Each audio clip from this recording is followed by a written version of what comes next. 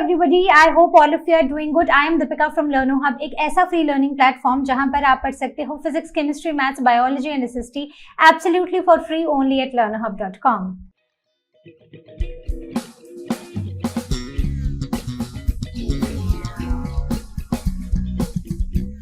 तो आज हम शुरू करने जा रहे हैं आईसीएसई क्लास 6 हिस्ट्री का नेक्स्ट चैप्टर और चैप्टर का नाम है द चाइनीज सिविलाइजेशन। ये हम इस क्लास की 4th सिविलाइजेशन पढ़ने जा रहे हैं। तो जैसे हमने अभी तक देखा था कि जितनी भी सिविलाइजेशंस आई, मेसोपोटामिया, इजिप्शियन, इंडस वैली आई और चली गई, ऐसा ही पढ़ा था। ये एक ऐसी सिविलाइजेशन है जो आई और फिर ठहर गई और आज तक चलती जा रही है। तो सारी डिटेल पढ़ेंगे इस चैप्टर के बारे में, लेकिन उससे पहले शुरू करेंगे एक स्टोरी के साथ। ये कहानी है आर्यन की, जो क्लास 6 का एक बहुत ही क्यूरियस बच्चा था। वो अपनी स्कूल लाइब्रेरी में कुछ बुक्स ढूंढ रहा था, लेकिन उसे मिला एक पुराना स्क्रोल। एक ऐसा स्क्रोल जो ना पेपर का था ना प्लास्टिक का था, लेकिन कुछ अलग सा कुछ मटेरियल था। जैसे ही उसने वो स्क्रोल खोला, एक तेज सी हवा आई, वुश। तो आर्यन एकदम अलग जगह पहुंच चुका था, एक ऐसी जगह जहां पर एक पीली नदी के किनारे बड़े बड़े शहर थे। आसमान में कलरफुल ड्रैगन शेप की काइट्स उड़ रही थी और तभी उसे पीछे से एक आवाज आती है, वेलकम टू एंशिएंट चाइना। एक ऐसी जगह जहां से पेपर, टी और सिल्क की कहानी शुरू हुई थी। आर्यन एक अजीब से शहर में था, एक ऐसा शहर जो स्क्वायर शेप का था और उसके बीच में, शहर के बीचों बीच एक पैलेस बना हुआ था। रोड्स एकदम सीधी थी, नॉर्थ से साउथ और ईस्ट से वेस्ट जा रही थी। लोग टेम्पल्स जा रहे थे और अपने दादा दादी के सामने सर झुका रहे थे। बच्चे खेतों में काम कर रहे थे और कोर्टयार्ड्स में खेलते हुए भी नजर आ रहे थे। फिर क्या था, एक बुद्धिमान बुजुर्ग आए जिनकी लंबी सी दाढ़ी थी, उनके हाथ में एक स्क्रोल था और आंखों में एकदम शांति थी। उन्होंने कहा कि बेटा, अगर तुम्हें इस सारी कहानी को समझना है तो तुम्हें पास्ट में जाना पड़ेगा। हम वही लोग हैं जिन्होंने ग्रेट वॉल बनाई, जिन्होंने चाय, सिल्क बनाई और कन्फ्यूशियस की वर्ड्स को फॉलो किया। और फिर क्या था, आर्यन आंखें ब्लिंक करता है और ब्लिंक करते ही वो वापस पहुंच जाता है अपनी स्कूल की लाइब्रेरी में, जहां उसके हाथ में एक बुक होती है और बुक में लिखा होता है चैप्टर द चाइनीज सिविलाइजेशन। ये सब टाइम ट्रैवल के बाद आर्यन के दिमाग में ना कुछ सवाल आए, जैसे कि चाइना के लोग इतने ऑर्गेनाइज्ड क्यों थे, उन्होंने ग्रेट वॉल क्यों बनाई, ये कन्फ्यूशियस कौन था, और सबसे इंपॉर्टेंट बात, ये सिविलाइजेशन आज तक जिंदा कैसे है। तो जैसे उसके मन में सवाल थे, आई होप आपके मन में भी होंगे। तो अब हम भी एक सफर पर चलेंगे, लेकिन वो टाइम ट्रैवल नहीं है। हम इस क्लास में, इस वीडियो में हम मैप्स, पिक्चर्स का यूज करके पूरी चाइनीज सिविलाइजेशन को समझेंगे, ताकि जब आपसे एग्जाम में क्वेश्चन पूछे जाएं तो आपको बिल्कुल भी प्रॉब्लम ना हो। तो चलो शुरू करते हैं। तो शुरू करते हैं चाइना की लोकेशन और ओरिजिन के साथ। तो चाइना जो है, उसकी ज्योग्राफिकल बाउंड्रीज के बारे में सबसे पहले पढ़ते हैं। तो China one of the oldest civilizations रही है इस वर्ल्ड की। It had a very prominent location. इसकी ज्योग्राफिकल लोकेशन थी वो काफी अच्छी थी किसी भी चाइनीज सिविलाइजेशन को एग्जिस्ट करने के लिए। कैसे, अगर हम बात करें तो ये चाइना है, चाइना के ईस्ट में है पैसिफिक ओशियन, ठीक है। चाइना के साउथ में तो यहां पर इंडिया है और इस तरफ को है Himalayas. Then deserts and mountains to the west, तो इसके वेस्ट साइड को डेजर्ट्स और माउंटेन्स हैं। और नॉर्थ में इन्होंने बनाई है the great wall of China, which was built much later, लेकिन इसका हिस्ट्री में एक काफी ज्यादा इंपॉर्टेंस देखा गया है। तो अगर हम बात करें तो यहाँ पर है पैसिफिक ओशियन, इस तरफ है हिमालयाज। अगर वेस्ट की तरफ को जाएं तो वेस्ट में आ जाते हैं डेजर्ट्स एंड माउंटेन्स, राइट। और अगर आप इस तरफ जाओगे तो इन्होंने खुद बिल्ड की थी द ग्रेट वॉल, जिसे the great wall of China बुलाया जाता है। अब आगे देखें तो इसमें ना मेजर रिवर्स और जो फर्टाइल वैलीज कौन सी रही हैं, तो हमने अभी तक जितनी भी सिविलाइजेशंस पढ़ी हैं हमने सब में यही देखा है कि हर कोई सिविलाइजेशन किसी नदी के आसपास डेवलप हुई। क्यों हुई? क्योंकि नदियां जो थी, एक तो नदी से उनको पानी मिलता था और जब इन नदी में पानी ज्यादा होता था तो वो फर्टाइल लैंड साथ में लेके आती, तो आसपास की जो लैंड थी वो फर्टाइल हो जाती थी। सिमिलर ही चीजें यहाँ पर हैं। तो ये सिविलाइजेशन फ्लरिश की along the two major rivers. First is Huang He, जिसे वांग हो भी बुलाया जाता है, and it is also called as yellow river. दूसरी चैंगजांग, तो चैंगजांग को एक और नाम से बुलाया जाता है विच इज यांगसी रिवर। तो ये दोनों इनकी मेन रिवर्स रही हैं इस सिविलाइजेशन की, तो नाम आपको दोनों ही याद होने चाहिए। So these rivers provided the fertile alluvial soil for agriculture. तो ये जो रिवर्स थी ना, इनके साइड साइड में फर्टाइल सॉइल थी, alluvial soil, which was very good for agriculture. दूसरा, यहाँ का जो क्लाइमेट था ना वो टेम्परेट था, मतलब ना तो वो पोलर रीजन वाला जहाँ जिसमें बहुत ज्यादा ठंडी है, ना तो ट्रॉपिकल वाला जिसमें बहुत ज्यादा गर्मी है, बट यहाँ का जो क्लाइमेट था वो टेम्परेट देखा गया, मतलब बैलेंस्ड सा, ना बहुत गर्मी ना बहुत ठंडी। और तो सेटलमेंट्स के लिए वो बहुत अच्छी चीज थी। Next, natural waterways for transport and trade. तो अब क्योंकि यहाँ पर रिवर्स थी तो नेचुरल वाटरवेज थी जिससे वो ट्रैवल कर सकते थे, जिससे वो ट्रेड कर सकते थे एक तरफ, दूसरी तरफ उनके क्या था, एक बहुत बड़ा ocean which is the Pacific ocean. तो अब बात ये है कि ये जो रिवर है, सबसे एक रिवर है जिसकी काफी ज्यादा इंपॉर्टेंस है, and that is the yellow river, Huang He river. तो इसे सॉरो ऑफ चाइना भी कहा जाता है। ऐसा क्यों? क्योंकि ये रिवर ना ऑफन इस रिवर में फ्रीक्वेंट फ्लड्स देखे गए and it changed its course. तो मतलब एक तो फ्लड्स आ जाते थे, दूसरा ये अपना रास्ता बदल लेती थी, जिसकी वजह से क्रॉप्स की बहुत डिस्ट्रक्शन होती थी और इरिगेशन सिस्टम भी डिस्ट्रॉय हो जाता था उस समय पर। So despite the challenges it was the central to the development of agriculture and early settlements. Although यहाँ मतलब इसे सॉरो रिवर कहा जाता है, द एरिया जो इसके आसपास है it was prone to floods और ये अपना कोर्स चेंज कर लेती थी, लेकिन फिर भी ये रिवर अर्ली चाइनीज सिविलाइजेशन के लिए बहुत ही इंपॉर्टेंट रही है और इसके अराउंड एग्रीकल्चर की डेवलपमेंट भी हुई है चाइना में। अब इस टाइम पर जो डायनेस्टीज और हिस्टोरिकल टाइमलाइंस क्या थे, तो अगर हम यहाँ की फर्स्ट डायनेस्टी की बात करें तो वो थी शैंग डायनेस्टी, जो अराउंड 1600 से 1046 BCE, that is before the common era, exist की है। तो इसे माना जाता है कि ये बिफोर द कॉमन एरा से पहले ये पूरी डायनेस्टी थी, and the first dynasty was Shang dynasty, Chinese civilisation की first dynasty. So it followed by the succession of dynasties and each contributing to the growth of the Chinese civilization. इसके बाद ऐसा नहीं है कि एक ही डायनेस्टी रही, बहुत सारी डायनेस्टीज आई एक के बाद एक, और इन्होंने अपनी मतलब अपने अपने कंट्रीब्यूशन से चाइना की जो सिविलाइजेशन है, जिसे हम चाइनीज सिविलाइजेशन बुला रहे हैं, उसकी ग्रोथ में अपना अपना कंट्रीब्यूशन दिया। The ancient Chinese civilization originated around 4500 years ago, that is in around 2500 BCE। तो अगर हम इंडस वैली सिविलाइजेशन की बात करें तो रिकॉल करो वो किस टाइम पर एग्जिस्ट की थी, और मुझे चैट में ये जरूर बताना कि क्या दोनों का टाइम ऑलमोस्ट पास पास ही था क्या या अलग अलग था। ठीक है, तो ये आपको थोड़ा सा उस चैप्टर को और इस चैप्टर को पढ़ के मुझे बताना है। Then coming on to the technological and cultural developments. तो अब ये जो टाइम था ना, ये भी ब्रॉन्ज एज था। तो हमने इंडस वैली सिविलाइजेशन में पढ़ा है कि वहां पर ब्रॉन्ज के वेपन्स और आर्टिकल्स बनाए जाते थे। सिमिलरली यहाँ पर भी था, ब्रॉन्ज के टूल्स, वेपन्स और रिचुअल वेसल्स यहाँ पर बनाए जाते थे। तो ब्रॉन्ज क्या है, जैसे हमने डिस्कस किया था लास्ट चैप्टर में, bronze is an alloy of nickel and tin, correct. So the later transition to iron age. तो ये सिविलाइजेशन तो वो थी जो शुरू तो ब्रॉन्ज एज से हुई थी, लेकिन बाद में ये आयरन एज में चली गई थी। मतलब कि बाद में ये चेंज होके अब ब्रॉन्ज से ये आयरन के ऊपर आ चुके थे और अब आयरन के आर्टिकल्स, आयरन के वेपन्स, टूल्स बनने लग गए थे। सो advanced metallurgy and agricultural tools were made of iron and they had strong weapons and infrastructural development. तो इनके वेपन्स भी स्ट्रॉन्ग हो चुके थे आयरन से और इन्होंने काफी सारे इंफ्रास्ट्रक्चर की डेवलपमेंट भी की during this iron age. Now we will be talking about the main characteristics. हर एक civilization के main characteristics पढ़ते हैं, यहाँ भी पढ़ेंगे। So we will start with the town planning.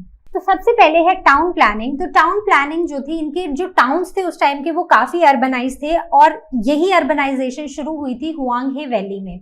तो जो अर्बन प्लानिंग थी it began in the later neolithic age. तो जो लेटर न्यूलिथिक एज था उस टाइम इनकी अर्बन प्लानिंग शुरू हुई। तो ये न्यूलिथिक एज क्या है? तो ये वो एज है, मतलब इसे प्री हिस्टोरिक डेवलपमेंट बुलाया जाता है ह्यूमंस की। तो बेसिकली एक ऐसी एज जिसे न्यू स्टोन एज भी बुलाया जाता है, एक ऐसी age which is the transition from where the humans were hunter gatherers to the time when they started doing agriculture. तो ये वो वाला ट्रांजिशन पीरियड था। तो यहाँ पर सिटीज की डेवलपमेंट शुरू हुई, अर्बनाइजेशन शुरू हुई इन हुआंग हे वैली और इन्होंने ना प्रॉपर ट्रेडिशनल, रिलीजियस और साइंटिफिक प्रिंसिपल्स को फॉलो किया, जैसे कि फैन शुई, जियोमेनिज्म और एस्ट्रोनॉमी और कॉस्मोलॉजी। तो मतलब इन्होंने काफी साइंटिफिकली, ट्रेडिशनली और रिलीजियस चीजों को देख सोच के समझ के अर्बनाइजेशन का काम शुरू किया। मतलब जो छोटी छोटी जगहें थी उनको बड़ी बड़ी सिटीज बनाना शुरू किया। Now what was their aim? Their aim was to maintain balance and harmony. तो अब इनका मकसद सिर्फ इतना नहीं था कि ये सिर्फ घरों पे घर और सिटीज पे सिटीज बनाते जाएंगे। इनका मकसद ये था कि जो हम हैं, जो ह्यूमंस हैं और जो हमारा नेचर है, उनके बीच में बैलेंस बनाए रखना और एक हार्मनी बनाए रखना। दूसरा, गवर्नमेंट, हेवन और अर्थ के बीच में भी एक बैलेंस और हार्मनी बनाए रखना। तो मतलब हर एक के बीच में एक बैलेंस मेंटेन करना इनका मेन एम था। तो इसलिए ट्रेडिशनल, रिलीजियस और साइंटिफिक चीज़ों को ध्यान में रखते हुए इन्होंने अर्बनाइजेशन की शुरुआत की इन हुआंग हे वैली। उसके बाद इनकी जो आइडियल सिटी है वो चैंगजुआओ मानी जाती है, जो जुआओ डायनेस्टी में थी। तो पहली डायनेस्टी कौन थी? SH से नाम था, शैंग डायनेस्टी, राइट। और जो इनकी आइडियल सिटी मानी जाती है that is the Chengzhou city है, जो जुआओ डायनेस्टी में थी। So it was built during the Zhou dynasty and it had the square layouts. तो ऐसे स्क्वायर होता था जिसमें एक स्क्वायर के अंदर 9 छोटे स्क्वायर्स होते थे, जैसे आप यहाँ पर देख रहे हो। And the grid like roads, और रोड्स जो होते थे ना वो ऐसे ग्रिड्स की तरह होते थे, मतलब नॉर्थ से साउथ को जा रहे हैं, ईस्ट से वेस्ट को जा रहे हैं। तो हर रोड जो है ना वो 90 डिग्री के एंगल पे यहाँ पर आकर मिलता था। So the city was divided into the distinct blocks और हर ब्लॉक के ना कुछ कॉमन फीचर होते थे, जैसे कि अगर हम सेंटर में आए, जो स्क्वायर 5 है सेंटर में, तो इससे ये इनर मोस्ट पार्ट होता था सिटी का और ये वो जगह होती थी जहां पर सेंट्रल पैलेस या फिर कोई गवर्नमेंट बिल्डिंग बनाई जाती थी। दूसरा, अगर हम इसके नीचे आए 1 में, सो it was the audience hall. अगर हम 3 और 7 में जाएंगे तो यहाँ पर आपको टेम्पल्स देखने को मिलेंगे और वहीं पर अगर आप 9 में जाओगे तो वहाँ पर आपको मार्केट एरियाज मिलेंगे। तो हर एक सिटी की प्लानिंग बहुत सोच समझ के की गई थी और वो एक प्रॉपर पैटर्न फॉलो करती थी, एक प्रॉपर ग्रिड था, स्क्वायर शेप में ये पूरी सिटीज थी और जिनमें 90 डिग्री पर रोड्स आकर मिलते थे। सो राइट एंगल पे रोड्स मिलते थे। जो outer city was surrounded the inner city serving as the large urban space. तो जो बाहर वाली सिटीज थी वो अंदर वाली सिटीज के आसपास बनी होती थी, ठीक है। तो अंदर एक सिटी है, उसके आसपास बहुत सारी और सिटीज हैं और ये मिलकर एक बहुत बड़ा एक अर्बन स्पेस बना देते थे। और इसमें जो दीवारें हैं, जैसे हमने ग्रेट वॉल ऑफ चाइना पढ़ी है, तो ये जो उस समय के लोग थे, उन्होंने ही ये कुछ डिफेंस और सिक्योरिटी पर्पसेस के लिए ये बड़ी बड़ी दीवारें बनाना शुरू कर दी। तो इनका क्या था कि ये रेक्टेंगुलर डिफेंसिव वॉल्स बनाते थे जो सिटीज को ना घेर के रखती थी। मतलब एक सिटी है, सिटी के अराउंड बड़ी बड़ी वॉल्स बना देते थे। City gates provided access with enhancing security. तो और फिर सिटी के पास ऐसे बड़े बड़े गेट्स होते थे और ये जो पूरी वॉल्स और गेट्स थे ये किसी भी सिटी की सिक्योरिटी को और बेटर बना देते थे। Some cities have moats surrounding them with for extra protection. तो कुछ सिटीज ऐसी भी होती थी जिसके साइड पर बड़ी बड़ी खाइयां होती थी। तो ये मोट्स तो हमने बाकी पीछे वाली सिविलाइजेशंस में भी पढ़ा है कि वो क्या करते थे, वो बड़ी बड़ी ऐसे खाई बना देते थे। और खाई बनाने से क्या होता था कि एक तो ऊंची सी दीवार है, ऊंची सी दीवार के बिल्कुल बाहर क्या है, बड़ी बड़े खाइयां हैं, तो दुश्मन आसानी से इसके अंदर नहीं आ सकता। दूसरी बात कि गेट लगा हुआ है और गेट से कोई भी अनवांटेड इंसान सिटी के अंदर एंटर नहीं कर सकता। तो इस डिफेंस और सिक्योरिटी पर्पसेस के लिए ही ये बड़ी बड़ी वॉल्स और उनके गेट्स और मोट्स बनाए गए थे। अब हम बात करते हैं वहां के जो जनरल हाउस लेआउट्स थे, तो वहां के जो घर थे वो कैसे थे। तो अब अगर हम इनके घरों की बात करें तो मोस्टली जो हाउसेस थे they were built around the interior central courtyard. तो मतलब एक सेंट्रल कोर्टयार्ड होता था, मतलब जैसे कि एक बड़ा सा आंगन होता था घर का और उसके आसपास पूरा घर बना हुआ होता था। So these layouts promoted ventilation. तो इनसे क्या होता था कि बीच में एक बड़ा सा आंगन है, आसपास घर के कमरे, किचन सब कुछ है, तो इससे वेंटिलेशन बहुत अच्छी रहती थी, नेचुरल लाइट होती थी और फैमिली सेंटर्ड लिविंग होती थी कि सारे घर के लोग थे जो मिलकर आंगन में बैठते थे। तो जो मेन एंट्रेंस है of every house typically faced south. Main entrance हर घर की साउथ की तरफ को फेसिंग होती थी। The design based on the feng shui for energy balance and auspiciousness. तो फेंगशुई के बेसिस पर, फेंगशुई बेसिकली ना एक एंशिएंट चाइनीज क्या बोलते हैं उसे, एक एंशिएंट चाइनीज प्रैक्टिस है फेंगशुई, जिससे कि लोगों को अपने सराउंडिंग से हार्मनी में रखा जाता है। तो मतलब लोग और उनकी सराउंडिंग्स हार्मनी में रहें, एक साथ रहें, उस प्रैक्टिस को, उस एंशिएंट प्रैक्टिस को फेंगशुई बुलाया जाता है।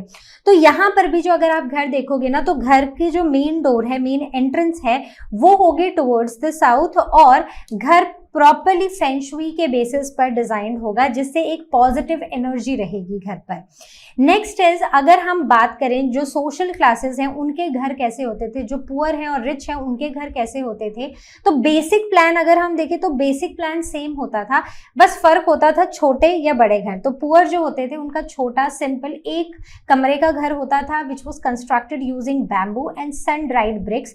और कई बार ऐसा होता था कि वो जो कोर्ट यार्ड होता था, जो आंगन होता था बीच में, वो कुछ घर एक साथ शेयर करते थे। लेकिन जो रिच लोग होते थे उनके बड़े और इलैबोरेट डिजाइंड हाउसेस होते थे, multiple rooms, personal private courtyards और बहुत ज्यादा डेकोरेटिव एलिमेंट्स देखने को मिलते थे। And they were built with bricks and wood and often painted and carved. तो ऑफन वो पेंटेड भी होते थे, कार्व्ड भी होते थे, वुड और ब्रिक्स के बने होते थे। Now coming on to the architectural features. तो हाउसेस जो होते थे उनकी रूफ्स ना ऐसे होती थी, कर्व्ड। मतलब अगर ये रूफ है तो वो ऐसे कर्व्ड रूफ्स होती थी साइड को, जैसे कि वो बर्ड्स के विंग्स होते थे। The symbol of elegance and protection, the decorative carvings of god on the doors. तो दरवाजों पर भगवान की कार्विंग्स होती थी और वो एक डेकोरेशन का काम भी करती थी और डोर पे भगवान जी होते थे। पॉन्ड्स, वेल्स एंड प्लेटफॉर्म्स होते थे उनके घरों में। They often built on the raised platforms. तो घर जो होते थे ना वो रेस्ड प्लेटफॉर्म्स पे होते थे, जो कि उनको एक एडिशनल प्रोटेक्शन देते थे, ठीक है, from floods and from pest. So जो अर्ली सिविलाइजेशन है, principles of functionality combined with symbolism. तो उन्होंने बहुत सोच समझ के एक तो अपने घर बनाए थे और इन घरों को, ये जो घरों के डिजाइन्स हैं ये आज भी हम कुछ चाइनीज जगहों पे हमें देखने को मिलते हैं। फिर हम बात करते हैं आगे उनके टेम्पल्स और पैलेसेस की। तो जो टेम्पल्स और पैलेसेस होते थे वो काफी बड़े होते थे, पिलर्ड हॉल्स होते थे और इलैबोरेट उनमें डेकोरेशंस होती थी, बहुत बड़े बड़े पिलर वाले हॉल्स, और उनमें काफ़ी अच्छी डेकोरेशन की होती थी। They reflected power, divinity and architectural advancement. तो पावर, डिवाइनिटी और आर्किटेक्ट की एडवांसमेंट हमें देखने को मिलती है उनमें। Then the legacy of Chinese urban planning. तो इनके जो कोर फीचर्स थे वो था कि एक कोर्टयार्ड बेस्ड डिज़ाइन था, दूसरा साउथ फेसिंग घर हुआ करते थे, और उनमें नेचुरल एलिमेंट्स और सिंबोलिज्म का यूज किया जाता था। सो ऑल्दो अगर हम इस पूरी सिविलाइजेशन को देखें या इन घरों को देखें तो ये कोई आज से ना 4000 साल पहले का ये डिजाइन है, लेकिन चाइनीज टाउन्स और सिटीज में आज भी ये देखने को मिलता है। Now coming on to the next main feature, main characteristic, that is architecture. तो आर्किटेक्चर की बात करें तो चाइनीज सिविलाइजेशन का जो मेन आर्किटेक्चर रहा है that is the great wall of China.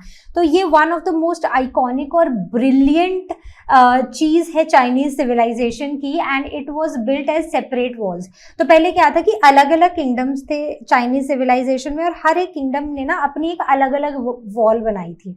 तो पहले तो ये वॉल्स कैसी, ऐसे टूटी फूटी सी वॉल्स थी, करेक्ट। लेकिन बाद में क्या हुआ कि ये सब आपस में मिल गए and they it was unified and expanded by emperor Shi Huangdi. तो जो इनका एम्परर आया शी हुआंगदी, वो उन्होंने क्या किया, उन्होंने इन सारी वॉल्स को जोड़ने का काम शुरू कर दिया, जो कि क्विन डायनेस्टी के एम्परर थे, एंड उनका जो एरा था दैट वाज, उनका जो टाइम पीरियड था दैट वाज 221 to 206 BCE। तो इस टाइम पर उन्होंने इन वॉल्स को जोड़ने का काम शुरू कर दिया, और उनका मेन पर्पस था कि चाइना एज अ होल सबको प्रोटेक्शन मिले, और अपनी पूरी कंट्री को प्रोटेक्शन देने के लिए इन्होंने इस पूरी वॉल को, जो नॉर्दर्न इन्वेडर्स था उनसे बचाने के लिए और अपनी बाउंड्रीज को सिक्योर करने के लिए, उन्होंने ये पूरी की पूरी जो वॉल्स थी उनको जोड़ना शुरू कर दिया। फिर क्या हुआ, अब अगर हम इस वॉल के की फीचर्स को देखें तो इसकी लेंथ अप्रॉक्सीमेटली 2400 किलोमीटर्स है, और इसकी जो हाइट है वो वेरी करती है, कहीं पर ये 4.5 मीटर है, कहीं पर ये 9 मीटर है। तो मतलब 4.5 से 9 मीटर तक इसकी हाइट है। They were built over mountains, deserts, plains, adapting to the natural terrain. तो ये जहाँ पर भी है, मतलब कहीं पर ये पहाड़ों पर है, डेजर्ट में भी है, प्लेन्स में भी है, तो हर एक टेरेन पे ये वॉल्स बनी हुई हैं। It included approximately 10,000 watch towers. तो लंबी सी वॉल है और बीच बीच में ना वॉच टावर्स हैं, जहां से जो सोल्जर्स हैं वो दूर दूर तक देख सकें, और अगर कोई हमला करने आ रहा है तो उन्हें टाइम से पता चल सके और वो उस चीज के लिए तैयार रहें। इसलिए हर टाइम इंटरवल पर क्या बनाए गए, watch towers. So today it forms a northern boundary of the historical China. तो इस टाइम पर अगर हम देखें तो ये चाइना की नॉर्दर्न बाउंड्री बनाता है, नॉर्थ की boundary. Then architectural significance, so the use of local material जैसे कि स्टोन, ब्रिक्स और टैम्प्ड अर्थ। टैम्प्ड अर्थ मतलब जो वहाँ की नेचुरल सॉइल थी, उस समय जो मजदूर थे उन्होंने उसी नेचुरल सॉइल को बना के, हार्ड करके उसी से वो वॉल बना दी थी। तो कहीं पर स्टोन्स यूज हुए हैं, कहीं पर ब्रिक्स हुए हैं, और कहीं पर वहीं की जो नेचुरल सॉइल है उसी से उस वॉल को बना दिया गया। It is designed for defence, visibility and durability, and it symbolises unity, strength and strategic intelligence of the early Chinese ruler. तो उन्होंने अपनी कंट्री को सिक्योर करने के लिए उस समय एक साथ मिलकर और अपनी कंट्री के लिए उन्होंने ये एक बड़ी सी बाउंड्री बना दी। देन पेगोडास, जिन्हें हम रिलीजियस आर्किटेक्चर बुलाते हैं, तो ये भी एक अनदर की आर्किटेक्चरल फीचर है, जिनका जो स्तूपा स्टाइल के हैं, स्तूपा स्टाइल टेम्पल्स हैं जिन्हें पेगोडास बुलाया जाता है। ऑफन ये मल्टी स्टोरी हैं और इनके जो साइड्स हैं, जो रूफ्स हैं, वो ऊपर की तरफ को कार्व्ड है, सो अपवर्ड कर्विंग रूफ्स हैं इनके। Then the primarily for religious purposes, especially इनको बुद्धिस्ट्स यूज करते हैं। Then the interior decoration featured the sculptures of god and mythical creatures and sacred symbols. तो जो इनकी अंदर की डेकोरेशन है उसमें भगवान के स्कल्पचर्स हैं, देन कुछ क्रिएचर्स हैं, माइथिकल क्रिएचर्स हैं, और कुछ सेक्रेड सिंबल्स हैं। पगोडास जो हैं they are also known for their aesthetic beauty and spiritual significance. Then hierarchy of the ancient Chinese society. तो अगर हम चाइनीज सोसाइटी का जो सोशल स्ट्रक्चर है उसको देखें तो उसमें ना सबसे बड़ी पोजीशन होल्ड करता था एम्परर, ठीक है।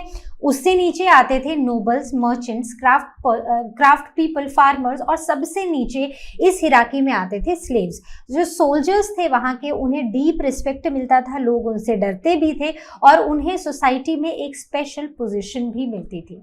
अब बात करते हैं फैमिली और सोशल वैल्यूज की। तो यहाँ के लोग जो थे वो एक दूसरे के साथ मतलब क्लैंस में या ग्रुप्स में रहते थे और जितने भी बच्चे थे उनको उनकी अपने एल्डर्स और अपने एंसेस्टर्स के लिए डीप रिस्पेक्ट थी उनके मन में। Then families close knit units होती थी। फैमिलीज जो थी वो एक दूसरे के साथ जुड़े हुए थे और एक दूसरे के लिए काफी सपोर्टिव होते थे। अब बात करते हैं the next main characteristic which is occupation. तो ऑक्यूपेशन सबसे जो कॉमन ऑक्यूपेशन था, जो मेन ऑक्यूपेशन था, और मतलब चाइनीज सिविलाइजेशन का मेन ऑक्यूपेशन और जितनी भी ये पुराने सिविलाइजेशन है उनका कॉमन ऑक्यूपेशन रहा है agriculture. So the main occupation was agriculture और इन्होंने राइस, व्हीट, मिलेट, बार्ले और सोयाबीन को कल्टीवेट किया। चाइनीज ने ना सबसे पहले टी उगाई थी। तो टी किसने बनाई सबसे पहले? चाइनीज ने बनाई थी। तो पहले तो ना इसे एज अ मेडिसिन यूज किया जाता था, लेकिन बाद में ना ये एक बहुत ही कॉमन ड्रिंक बन गया। अब जैसे अगर हम अपनी कंट्री में भी देखें तो चाय एक हर घर में कम से कम दिन में 2 बार तो बनती है, और अगर कोई फंक्शन हो तो दिन में 1000 बार, और कोई गेस्ट आ जाए तो दिन में 5-6 बार तो बन ही जाती है। तो बाद में ये पहले एज अ मेडिसिन शुरू हुआ था, लेकिन बाद में ये कॉमन ड्रिंक बन गया। एंड जो इनका इरिगेशन सिस्टम था वो काफ़ी वास्ट था, जिससे सरप्लस क्रॉप्स की प्रोडक्शन होती थी। इन्होंने they also promoted growth and advancement of the civilization. तो ये जो इरिगेशन सिस्टम था, सरप्लस क्रॉप्स का प्रोडक्शन होना, टी, ये इन सब ने इस सिविलाइजेशन को, चाइनीज सिविलाइजेशन को ग्रो भी किया और इनकी एडवांसमेंट भी कराई। दूसरा आता है sericulture, that is the silk production. तो चाइना वो सबसे पहली सिविलाइजेशन थी, I mean the Chinese civilization वो पहली सिविलाइजेशन थी जिसने सिल्क को प्रोड्यूस किया। तो इन्होंने मलबरी ट्रीज के ऊपर सिल्क वॉर्म को रेयर किया और सिल्क को एक्सपोर्ट भी किया, और इसकी बहुत ज़्यादा वैल्यू थी ग्लोबली। तो एक टाइम था जहाँ पर ना ये जो सिल्क को स्पिन करने वाली आर्ट थी ना, ये सिर्फ चाइनीज लोगों तक थी। मतलब अंटिल 5th सेंचुरी BCE ये जो पूरा प्रोसेस था कि कैसे सिल्क को ये जो स्पिनिंग है सिल्क की वो कैसे करनी है, तो ये जो आर्ट थी ये सिर्फ चाइनीज लोगों के पास थी। बाद में ये और लोगों को पता चलने लग गई। तो पहले उस समय पर 5th सेंचुरी BCE तक सिल्क के ऊपर सिर्फ चाइनीज मोनोपोली थी फॉर मेनी सेंचुरीज, लेकिन फिर बाद में ये बाकी लोगों को भी पता चलने लग गई। फिर आते हैं डोमेस्टिकेशन ऑफ एनिमल्स। तो इन्होंने हॉर्स, कैटल, शीप, डॉग और पोल्ट्री, ये सब सारे एनिमल्स को डोमेस्टिकेट किया, और इन्होंने हॉर्स ड्रिवन कार्ट्स का भी यूज किया फॉर ट्रांसपोर्ट एंड फार्मिंग। तो अब बढ़ते हैं आगे आर्ट एंड क्राफ्ट की तरफ। तो जैसे हमने देखा है कि हमारी जो पुराने सिविलाइजेशन थी, मेसोपोटामिया, इजिप्शियन और इंडस वैली, उनमें भी आर्ट एंड क्राफ्ट काफ़ी ज़ोरों पर था। तो यहाँ पर भी सेम ही है, ये लोग भी काफ़ी माहिर थे आर्ट एंड क्राफ्ट में। पॉटरी, तो पॉटरी में चाइनीज लोग जो थे उन्होंने एक स्पेशल मिट्टी का यूज करके पॉटरी की स्किल को डेवलप किया, और उन्होंने एक्सक्विजिट पोर्सलेन पॉटरी बनाई जो फाइन क्ले से बनती थी। तो ये वो पहले लोग थे जिन्होंने वासेस, कप, सॉसर, बोल्स, ये सब कुछ बनाया था। और ये जब उन्होंने ये बनाया था तो उनके सर्फेसेस काफ़ी ग्लॉसी हुआ करते थे, and they were rich and colourful. उनकी जो डेकोरेशंस थी वो काफ़ी रिच और कलरफुल हुआ करती थी। और इसका एक बेस्ट एग्जाम्पल है फ्रॉम वान डायनेस्टी। तो उन्होंने बनाया था ये पॉट। तो अगर आप इसको देखो तो एकदम मतलब देखने में भी स्मूथ लग रहा है, और दूसरा it is very rich in decoration, काफ़ी कलरफुल भी है और काफ़ी अच्छा देखने में लग रहा है। Then next is the wood work. तो वुड वर्क की बात करें तो अब चाइना एक ऐसी जगह थी जहां पर टिम्बर की कोई कमी नहीं थी, लकड़ी की कोई कमी नहीं थी। तो इन्होंने टिम्बर का भी फुल यूज करके बहुत सारी बिल्डिंग्स कंस्ट्रक्ट की। Then they created wooden furniture like cabinets, और जो वुड वर्क था it was laid with ivory, जो हाथी के दांत होते हैं उनसे। So the palace interiors interior features the polished wood walls. तो जो पैलेसेस थे उनके जो इंटीरियर्स थे उनमें वुडन वॉल्स बनाई, जिससे उनका जो अंदर का जो इंटीरियर्स थे वो और भी खिल के बाहर आए। Then coming on to the next main feature, that is a main characteristic, that is the trade. इनके ट्रेड की बात करें तो इनका ट्रेड काफी एक्सटेंसिव था। तो चाइनीज जो लोग थे वो Japan, India, Egypt, then Mesopotamia और जो मेडिटेरेनियन सी के आसपास के रीजन्स थे उनके साथ ट्रेड करते थे। तो मतलब यहाँ पर इंडिया के साथ भी ट्रेड था, यहाँ पर जाके जापान के साथ भी ट्रेड था, फिर इधर आके इजिप्ट के साथ भी ट्रेड था। ये है मेसोपोटामिया, यहाँ पर ऑलमोस्ट यहाँ पर मेसोपोटामिया है, और ये है मेडिटेरेनियन सी और इसके आसपास के रीजन्स जहाँ पर ये ट्रेड करते थे। तो उस टाइम पर भी ये इनका ट्रेड जो था वो काफी एक्सटेंसिव था, ये काफी दूर दूर तक इनकी रीच थी। The major exports of the ancient China were silk. Silk सबसे इनका फेमस और सबसे वैल्यूएबल एक्सपोर्ट था और ये वर्ल्ड वाइड बहुत ही ज्यादा डिमांड में था। दूसरा Chinese ware, that is porcelain, जो ये ब्यूटीफुल वासेस, सॉसेस, कप्स बनाते थे। So the artistic ceramics known for the quality and design. Then the tea, initially as a medicine और बाद में उसकी जो रिफ्रेशिंग प्रॉपर्टीज थी और वो डेली ड्रिंक बन गया लोगों का। Next is paper. So the revolutionary Chinese invention that spread to other civilization. तो इन्होंने क्या किया था कि जो पुराने ट्रीज थे उनकी बार्क से, पुराने कपड़ों से उन्होंने पेपर बनाना शुरू किया था। Then coming on to the trade routes. तो इनके जो ट्रेड रूट्स हैं, they were carried along what would later known as the silk route। तो बाद में क्या हुआ कि ये जहां जहां ये ट्रेड करते थे ना, उसे ही सिल्क रूट का नाम दे दिया गया। तो यहाँ पर जैसे जहां जहां वो ट्रेड करते थे और जिस जिस रूट से वो जाते थे उसे सिल्क रूट का नाम दिया गया। This helped Chinese spread their culture, technology and influence across Asia and beyond. तो उनका जो इन्फ्लुएंस था, उनका जो कल्चर था, उनकी जो टेक्नोलॉजी थी, वो एशिया में भी उन्होंने स्प्रेड किया और एशिया से बाहर भी उन्होंने स्प्रेड किया। Then next is their religion. तो उनका रिलीजन क्या था, क्या वर्शिप करते थे, किसको वर्शिप करते थे? तो ये लोग वर्शिप करते थे नेचर को, और नेचर को ही ये मानते थे। जो एंशिएंट चाइनीज लोग थे वो नेचुरल फोर्सेस को, उनकी पूजा करते थे और अपने एंसेस्टर्स को बहुत मानते थे। तो उनका मानना था कि जो उनके एंसेस्टर्स हैं वो उनकी पूजा करना और उनके प्रति रिस्पेक्ट रखना, ये वो लोग काफ़ी मानते थे। और उनका मानना ये था कि जो उनका फॉर्च्यून है और जो उनका फेट है वो उनके जो पूर्वज हैं उनसे इन्फ्लुएंस्ड हैं। Now the astrologers and oracles, जो कि एस्ट्रोलॉजर्स होते थे, जो प्रीस्ट्स होते थे, उनको भी वो बहुत मानते थे और ये मानते थे कि उनके साथ ना वो भगवान की शक्तियां जुड़ी हुई हैं। So they believe to communicate with god and they consulted for divine guidance and predictions. के लिए वो पुजारी और जो एस्ट्रोलॉजर्स थे उनकी बातें मानते थे और उनसे पूछते थे। नाउ द डिवाइन किंगशिप, तो वहाँ के जो एम्परर थे उनको भी वो भगवान का दर्जा देते थे। So emperor was seen as the son of heaven and specifically the son of Shangdi, the supreme god. So they believe this believe legitimised the emperor's rule and the divine authority. उसके बाद आते हैं philosophical and religious movements पर। तो वहाँ पर ना कोई एक चीज नहीं थी जिसको लोग फॉलो करते थे, लेकिन over the period of time जो लोग थे उन्होंने 3 स्कूल्स को अडॉप्ट किया। First is Confucianism, next is Taoism and Buddhism. तो इन तीनों रिलीजन्स को वो लोग फॉलो करते थे। अभी कॉन्फ्यूशनिज्म क्या है? तो कॉन्फ्यूशनिज्म बेसिकली ये एक फिलोसफिकल और मॉरल सिस्टम है जो कॉन्फ्यूशियस ने फाउंड किया था, जो एंशिएंट चाइनीज के एक टीचर थे, राइट। तो इन्होंने बोला था कि it is not strictly a religion but actually a way of life. मतलब ये कोई एक रिलीजन नहीं बल्कि रिलीजन से ज्यादा एक ये जीने का तरीका है कि लोगों को कैसे जीना चाहिए, एक अच्छे इंसान कैसे बनना चाहिए, वो एक तरीका है। तो ही एम्फेसाइज, जो कोर प्रिंसिपल्स थे इसके, that was hard work, modesty and sobriety. Then sobriety, तो मतलब सोबर रहो, मॉडेस्ट रहो, हार्डवर्क करो, gravitas, seriousness, thoughtfulness and loyalty. Then importance of moral responsibility and social harmony. तो उन्होंने मॉरल रिस्पॉन्सिबिलिटीज और सोशल हार्मनी को काफी ज्यादा इंपॉर्टेंस दिया इस पूरे वे ऑफ लाइफ में, and he encourage to respect the elders and devotion to family and the duties. तो उनका मानना ये था कि जिंदगी अच्छे से जियो, एक अच्छा इंसान बनो। तो उनका मकसद सिर्फ लोगों को एक रिलीजन फॉलो कराना नहीं, बट उनका मकसद ये था कि लोग एक सही रास्ते पे चलकर एक सही इंसान बने। Now the impact and the legacy. तो over the period of time इस कॉन्फ्यूशनिज्म ने बहुत सारे फॉलोअर्स को गेन किया चाइना में, और इवेंचुअली ये चाइना का स्टेट रिलीजन बन गया।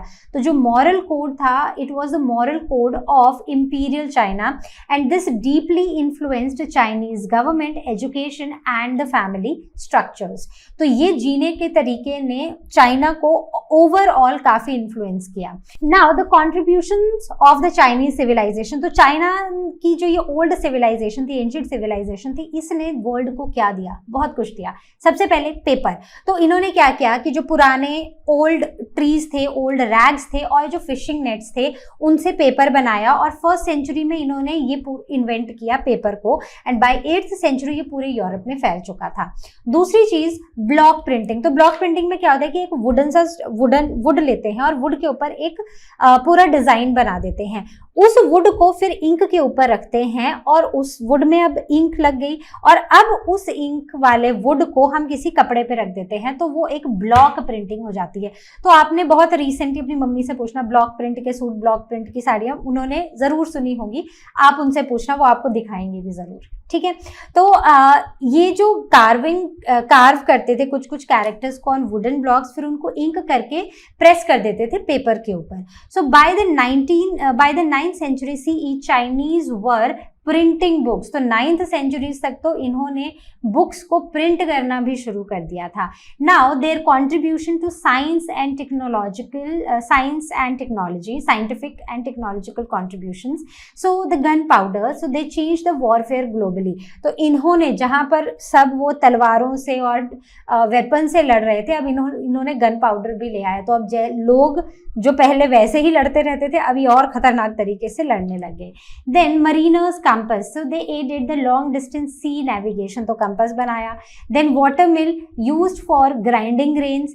Then wheelbarrow, improved transport of goods and materials, और अम्ब्रेलाज और काइट्स तक भी बनाई। Early inventions with both the practical and symbolic uses.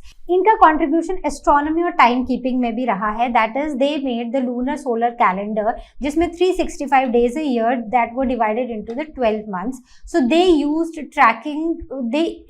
It for tracking eclipse and seasonal changes. Astronomical clocks उन्होंने बनाई with large mechanical clocks considered as the forerunner of the modern clocks। जो आज हम clocks का use करते हैं ना, उनके जो पूर्वज हैं वो चाइनीज सिविलाइजेशंस ने बनाई थी।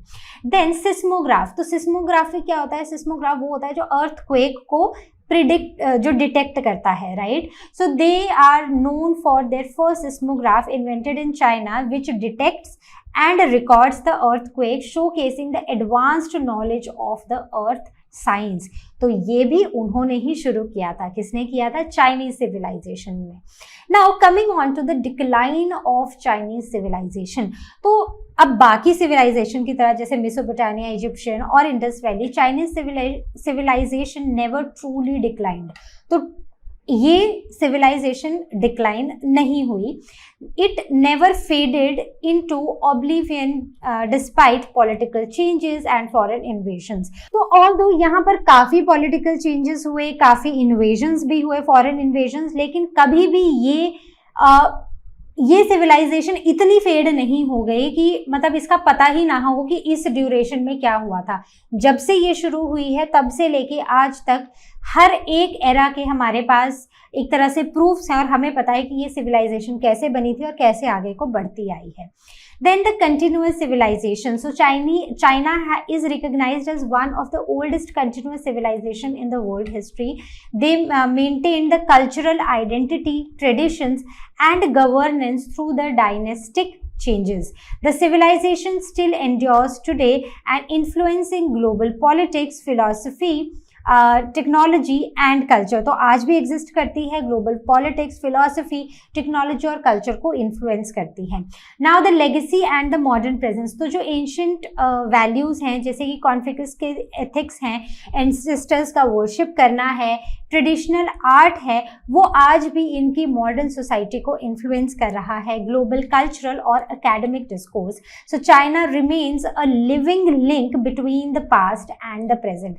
तो जो आज का प्रेजेंट चाइना है वो पास्ट चाइनीज सिविलाइजेशन और आज के बीच में एक बहुत ही अच्छा लिंक है, जो हमें ये बताता है कि ये सिविलाइजेशन तब से चली आ रही है और आज तक है, और वही सारे वैल्यूज जो उस सिविलाइजेशन में, इस सिविलाइजेशन में उस समय लोग फॉलो करते थे, वो लोग आज भी फॉलो कर रहे हैं। उनका आर्किटेक्चर, उनके वैल्यूज, हर चीज हम आज भी देखते हैं। So this was all from our today's session. I hope आपको ये पूरा चैप्टर समझ आया है। कहीं पर कोई भी डाउट हो, ask it on Ask Question section, or you can book your class with LearnerHub Swayam. I'll see you next time with the next video. Till then you all take care, and as you all know, LearnerHub मतलब free है पर best है।